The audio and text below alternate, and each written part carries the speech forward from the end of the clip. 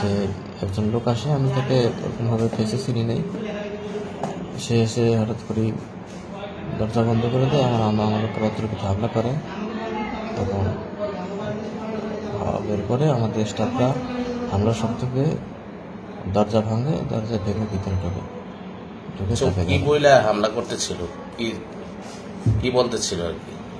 সেরকম নির্দিষ্ট কিছু বলে নাই, কিন্তু কয়েকদিন আগে সম্ভবত তার একটা মৃত বাচ্চা, তার স্ত্রীর একটা পেটে একটা মৃত বাচ্চা নিয়ে হাসপাতালে আসে, যেটা আল্ট্রাসাউন্ড করতে আসে যে বাচ্চা মারা গেছে অনেক আগেই। সেই বাচ্চা ভর্তি করাইছিল, হাসপাতালে মারা গেছে কেন, এই জন্য আমাদের উপর অভিযোগ যে এই বাচ্চাটা মারা গেছে। কিন্তু বাচ্চাটা 3-4 দিন আগেই আল্ট্রাসোনোগ্রামে আছে, 3-4 দিন আগে বাচ্চা মারা গেছে।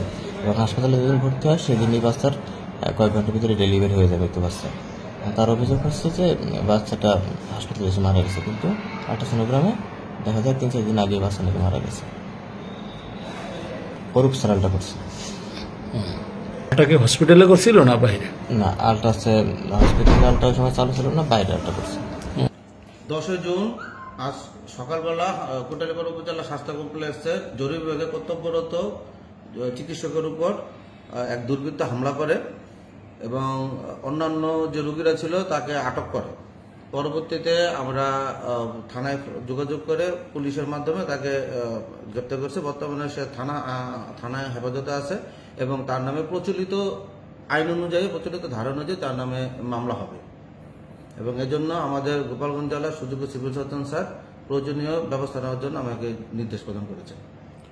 আমরা হসপিটালে এসে দেখলাম যে জরুরি বিভাগ বন্ধ রয়েছে, সেবাদান কি আপনার বন্ধ রেখেছেন? না, আমরা সেবাদান বন্ধ রাখি নাই। আমরা কিন্তু নিচ থেকে দেখে এসেছি জরুরি বিভাগ আপনার অলরেডি দরজা দেওয়া। সাময়িক একটু বন্ধ আছে। আমাদের তো ঈদের সময় তো এমনি ডাক্তার ক্রাইসিস, অন্য একজন ডাক্তারের মাধ্যমে আমরা সেবাদান চালাচ্ছি।